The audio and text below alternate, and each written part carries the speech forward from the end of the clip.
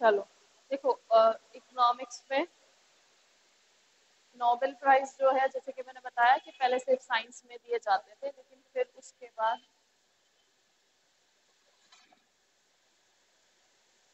बाद ये एनहेंस कर दिए गए और एक्सटेंड कर दिए गए कि आगे भी दिए जाएंगे, यानी कि इकोनॉमिक्स में भी दिया जाने लगा।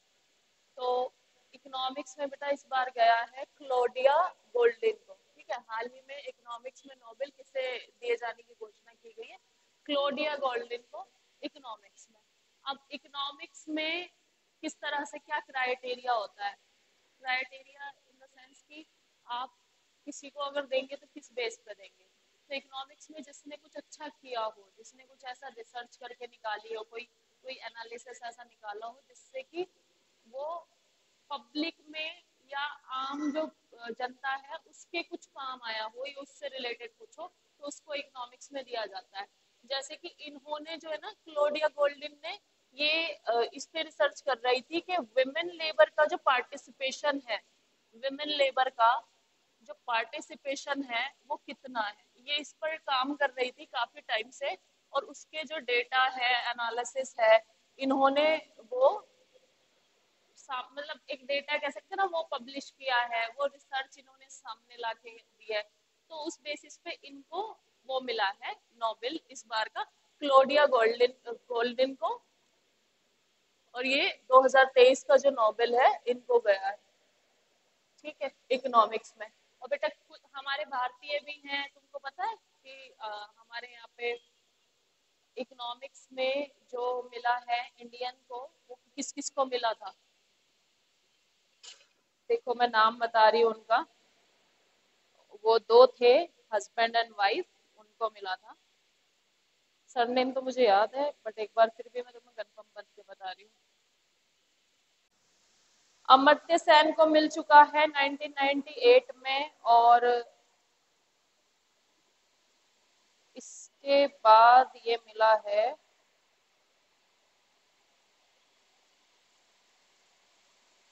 ठीक है, फिर इसके बाद मिला था बेटे ये 2019 का जो नोबेल प्राइज मिला था इंडिया में इकोनॉमिक्स में, मैं बता रही हूँ कि इकोनॉमिक्स में किसे मिला था।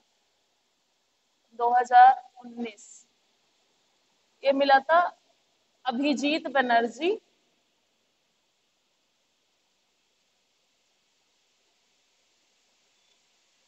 और इनकी वाइफ थी ईस्टर डफलो।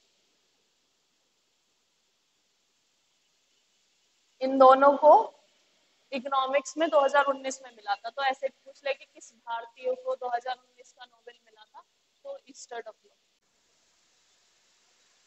ठीक है, नेक्स्ट देखो, हाल ही में चुनाव आयोग, इलेक्शन कमीशन ने किस राज्य में चुनाव की घोषणा की है? तो अब बेटा 5 राज्यों में चुनाव होंगे, मिजोरम, छत्तीसगढ़, मध्य प्रदेश, राजस्थान और तेलंगाना। ठीक है, ये अनाउंस हो गए हैं। और चुनाव से रिलेटेड ऐसे आ जाता है कि किस राज्य में कितनी सीट है, या कौन कहाँ का मुख्यमंत्री बना है, करंट में कौन कहाँ का मुख्यमंत्री है। छत्तीसगढ़ की अगर हम बात करें तो यहाँ के नवीन पटनायक हैं। मध्य प्रदेश में तुम्हें बताइए शिवराज सिंह चौहान है। राजस्थान में अशोक गहलोत है। और तेलंगाना में ये बीआरएस पार्टी है, उसका नाम कुछ ऐसी है, अलग है कुछ। तेलंगाना चीफ मिनिस्टर जो है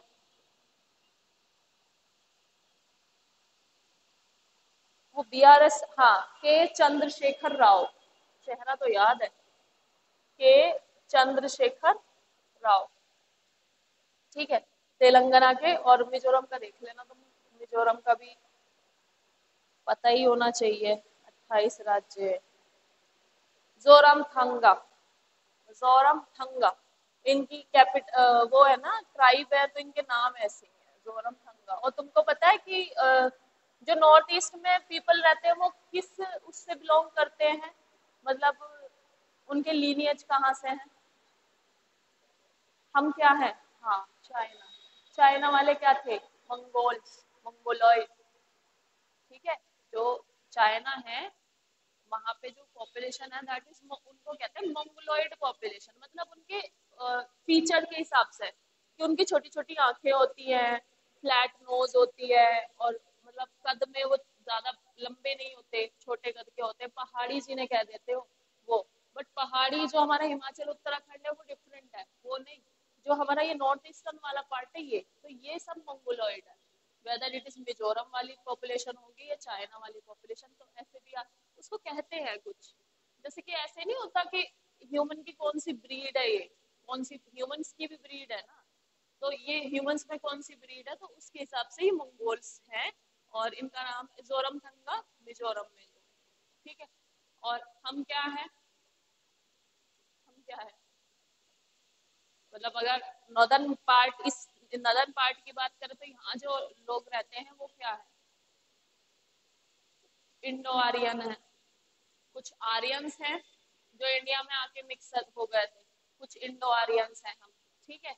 और कुछ में हमारे में उसके लीनिएज है, यूरोपियंस के भी हैं, मतलब अलग अलग मिक्सचर है। और अगर तुम इधर जाओगे ना जम्मू कश्मीर में, तो वहां पे तुम्हें अलेक्जेंडर के वो मिलेंगे, लाइक जो अलेक्जेंडर और ग्रीक्स जो आए थे उनके मिलेंगे। और एक और चीज पता है क्या है, जो ये यूरोप वाला एरिया है जहाँ से अलेक्जेंडर आया था, ये वाला, तो जो जीन उनमें पाया जाता है ना, जो डीएनए और जो सीक्वेंसिंग उनकी है, वो सेम हमारी इंडियंस की भी है। तो ऐसा माना जाता है कि एक टाइम पे या तो हम उधर माइग्रेट किए थे या वो इधर आए थे, तो वो मिक्स हो गया डीएनए। तो ये चीज है। और बहुत पते की बात है कि हम लोग उनसे मैच करते हैं, हमारे डीएनए उनसे मैच करते हैं। और वो हमें ये कहते हैं कि नहीं, दीज आर इंडियंस, हम इनके जैसे नहीं है। लेकिन वो हमें हमारे ही जैसे हैं, उनमें जो जीन है, जो डीएनए है, वो सब हमारे जैसे हैं, इंडियन वाले। और ये ऐसा नहीं कि मैं ऐसे ही बोल रही हूँ, साइंटिफिक जो रिसर्च हुई है उन्होंने बताया कि सेम जो यूरोपियंस के डीएनए है वो इंडियंस के डीएनए से बहुत मैच करते हैं। तो ये है। अब पता नहीं कौन कहाँ गया था, या तो हम इधर उधर गए थे या उधर से वो लोग यहाँ आए थे। तो ये है। नेक्स्ट है देखो, हाँ तो इनमें चुनाव होना है अब रिसेंट में, अब देखते हैं भाई कैसे पलटेगी बाजी। ये इम्पोर्टेंट है, इसे याद रखना। हाल ही में विश्व का दूसरा सबसे बड़ा मंदिर का उद्घाटन भारत के बाहर कहाँ हुआ है। तो पहला मंदिर मैं बता देती हूँ कि बेटा विश्व में सबसे बड़ा मंदिर जो भारत के बाहर है वो है अंकोर वाट, कंबोडिया में। अब ये तुम कहोगे कि ये बना कैसे था, भाई हम तो यहाँ से गए ही नहीं, तो वहां कैसे बन गया अंकोर वाट कंबोडिया में। अच्छा कैसे बना होगा सोचो। अंकोर वाट मंदिर कंबोडिया में है। अभी किस डेटी का है ये मुझे कंफर्म नहीं, किस डेटी का है। अंकोर वाट मंदिर जो है ये कंबोडिया में है, और ये कंबोडिया में, अच्छा एक मिनट में देख के बता रही हूँ।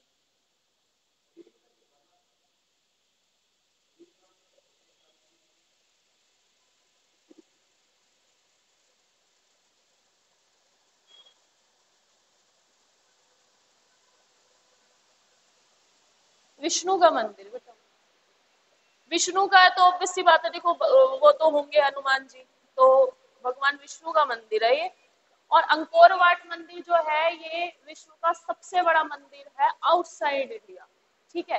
भारत के बाहर जो सबसे बड़ा मंदिर है वो अंकोर वाट है। अब बेटा दूसरा मंदिर बना है यूएसए में, अमेरिका में, स्वामी नारायण अक्षरधाम मंदिर, रॉबिन्स विले टाउनशिप, न्यू जर्सी में। ठीक है। तो न्यू जर्सी में ये नया मंदिर बना है।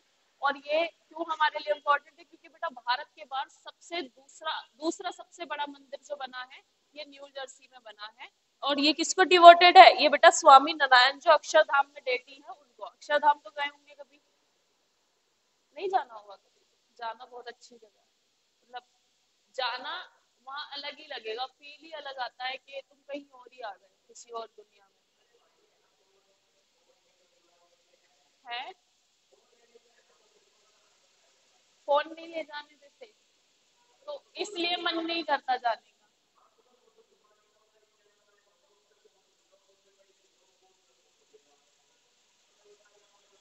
अच्छा फोन की वजह से नहीं गए, बाकी हमने तो छोड़ दिया था, फोन सामान सब हम बाहर छोड़ के हम चले गए थे। और बेसिकली मुझे क्या, मेरी क्यूरोसिटी क्या है, मेरी क्यूरोसिटी ये है कि मुझे बस चीजें देखनी है कि कितनी कितने अच्छे से बनाई गई हैं, क्या क्या फीचर्स है, और क्या क्या उस चीज में, मतलब कितना टाइम लगा होगा बनने में। तो मुझे बस था एक क्यूरियोसिटी पहले से थी, मैंने बाहर से देखा था कभी, तो मेरा यह था कि मैंने कहा एक दिन तो जाना है यहाँ पे, तो किसी दिन जाएंगे। तो फिर हम गए थे और वहाँ पे एग्जीबिशन लगती है बेसिकली, जो इनकी स्वामी नारायण की पूरी कहानी वो उसमें बताते हैं एग्जीबिशन में। पहले कुछ वो होता है, जैसे कुछ वो नहीं होते कठपुतली काइंड, तो कठपुतली के जैसा एक शो होता है। फिर ऐसे शो चलते रहते हैं, आप एक रूम से निकलेंगे दूसरे रूम में भेजेंगे, फिर दूसरे रूम से तीसरे रूम में, और वहां पे उनकी पूरी स्टोरी, लाइफ स्टोरी उनकी दिखा देते हैं कि कैसे कैसे चला था।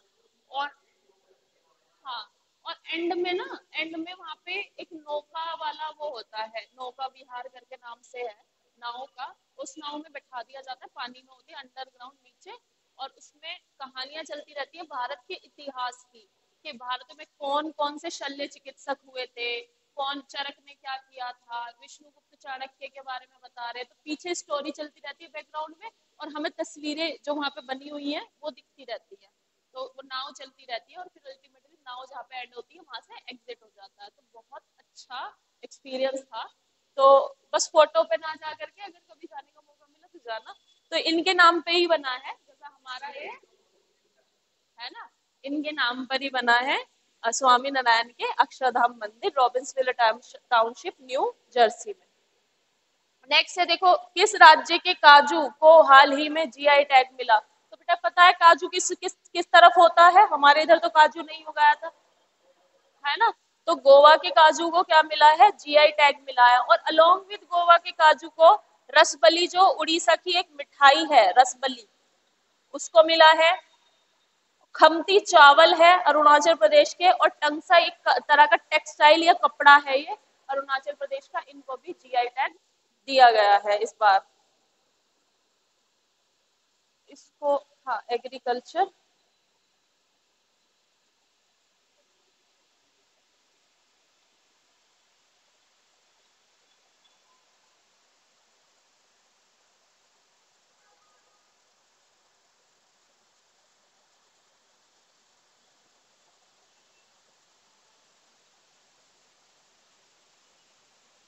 चलो ठीक है, नेक्स्ट है, हाल ही में 16th एग्रीकल्चरल साइंस कांग्रेस कहाँ आयोजित हुई है। ये बेटा कोच्चि में हुई है, 16th यानी 16वीं साइंस कांग्रेस, एग्रीकल्चर कांग्रेस।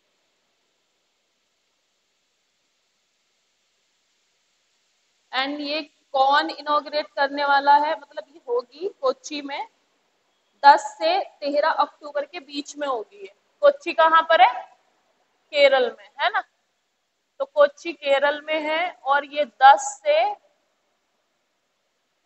13 अक्टूबर तक होगी, ठीक है, मतलब ये कल से स्टार्ट हो गई है अक्टूबर तक। और इसको इनोग्रेट कौन करने वाला है, इसे करने वाले हैं श्री पुरुषोत्तम रूपाला। पुरुषोत्तम रूपाला यूनियन मिनिस्टर हैं ये, fisheries, animal husbandry and dairy के, पुरुषोत्तम Rupala.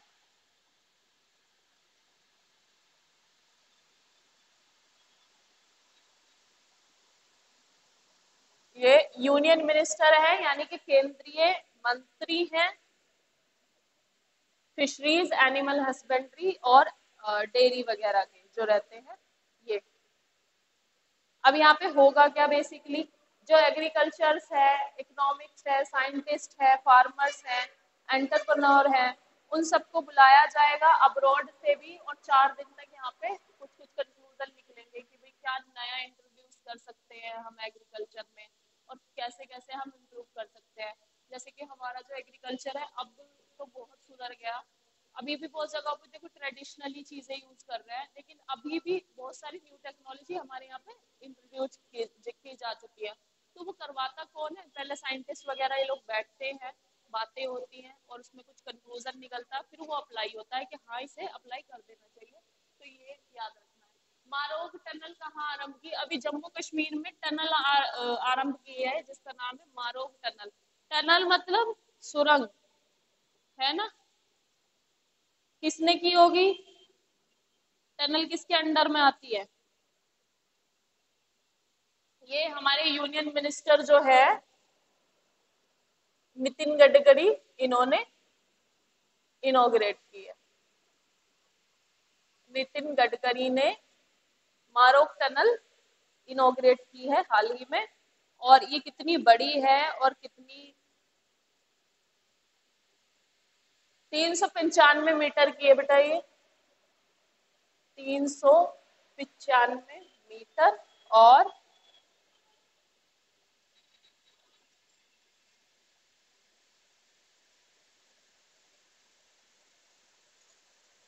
Jammu Srinagar national highway NH 44 के वहां पर ये बनी हुई है, NH 44 या NH 44 में ये बनी हुई है मारोक टनल, 395 मीटर लॉन्ग। अब हाल ही में देखो, ये बहुत इंपॉर्टेंट है, इसे तो याद ही रखना, अगर यूपी का पुलिस का आया तो उसमें तो ये लोग पूछ लेंगे कि हाल ही में गंगा डॉल्फिन को किस राज्य की जलीय जीव घोषित कर दिया गया है। तो गंगा डॉल्फिन, जैसे कि तुमको पता है बेटा कि जो गंगा नदी है, गंगा नदी सबसे ज्यादा जो भाग है गंगा नदी का किस राज्य में बहता है, वो उत्तर प्रदेश में बहता है। ठीक है, गंगा नदी का जो सबसे ज्यादा भाग जो बहता है वो अपने उत्तर प्रदेश में बहता है।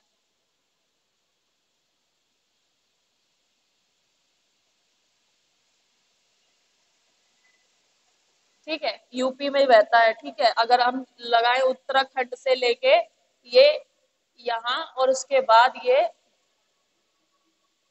कुछ पार्ट बिहार पश्चिम बंगाल से गुजरते हुए ये बांग्लादेश में भी बहती है, और उसके बाद ये बंगाल की खाड़ी में गिर जाती है।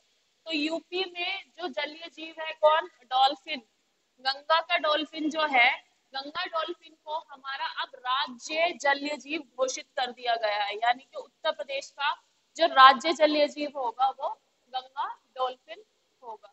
ठीक है, तो अभी हाल ही में ये किया है CM योगी आदित्यनाथ ने, और इसको नेशनल एक्वाटिक एनिमल का तो मिला ही हुआ है टैग, और अब ये यूपी का भी state animal, state aquatic animal बन गया है। और ये कहाँ कहाँ पाई जाती है गंगा डॉल्फिन, यमुना में, चंबल में, घाघरा, राप्ती और गेरुआ, इन नदियों में ये पाई जाती है।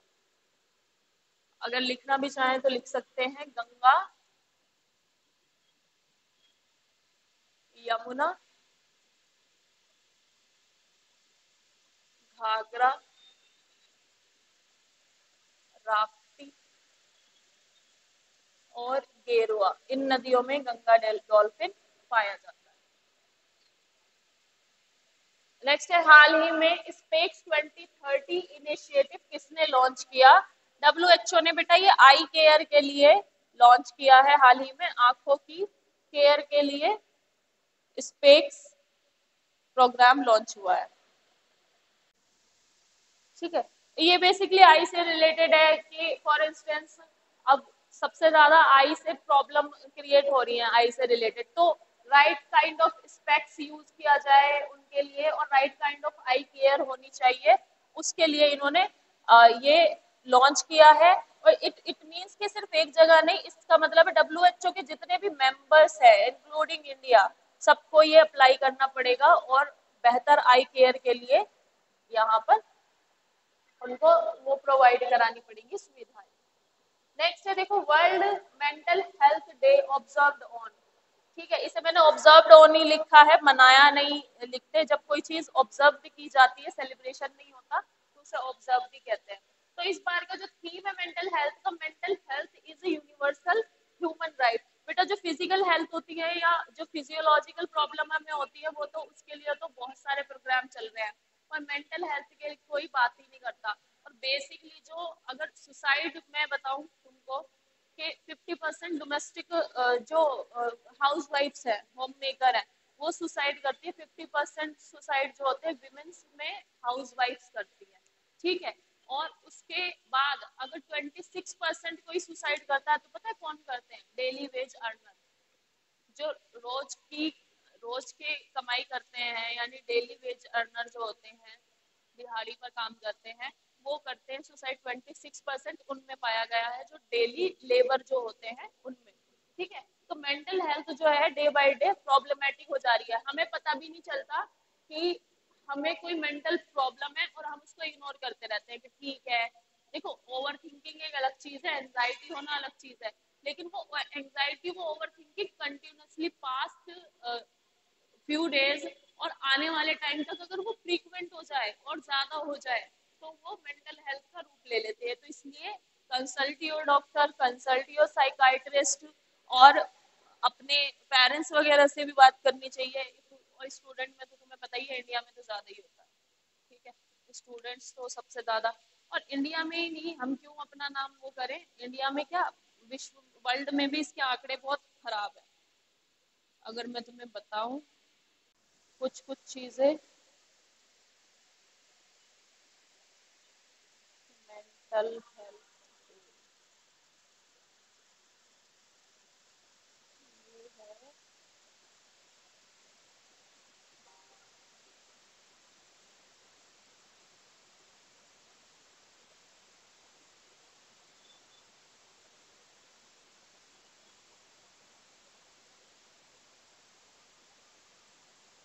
इंडिया की अगर बात की जाए तो बेटा 19.7 करोड़ पीपल जो है,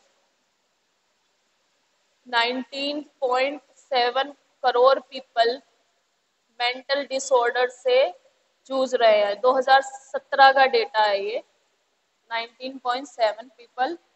और depression, depressive disorder, anxiety disorder, बहुत सारी प्रॉब्लम है। और एक होता है बेटा 9.8% है सीजोफ्रेनिया। कभी नाम सुना है तुमने सीजोफ्रेनिया का? 9.8% क्या होता है सीजोफ्रेनिया? सीजोफ्रेनिया पता है तुम्हें? 9.8% है। सीजोफ्रेनिया जो है ये एक काइंड ऑफ मेंटल डिसऑर्डर है जिसमें हमें लगता है कि हम एक इमेजरी दुनिया बना लेते हैं अपनी माइंड में, जो बंदा एग्जिस्ट नहीं करता उसके बारे में सोचने लगते हैं कि समवन वांट्स टू किल मी, या किसी से डरने लगते हैं। सीजोफ्रेनिया क्या है, एक इमेजरी हमारे माइंड में ये डिसऑर्डर होता है कि एक इमेजिनरी पर्सन बन जाता है माइंड में कि that person wants to hurt, ठीक है। तो सीजोफ्रेनिया के जो केस है हमारे यहाँ पे 9.8% है। तुमने मूवी वगैरह में भी देखा होगा, कुछ गर्ल्स को होता है और रियल में वो नहीं एग्जिस्ट करते, और उन्हें ऐसा लगता है कि कोई उन्हें मारने वाला है, कोई उन पर हमला करने वाला है, और ऐसा होता नहीं है रियल में। तो वो एक काइंड ऑफ मेंटल डिसऑर्डर होता है, ठीक है। तो ये इंडिया के आंकड़े हैं, और देखो वर्ल्ड लेवल पे भी हैं काफी। तो दिस इज डन, इसको कर लेना।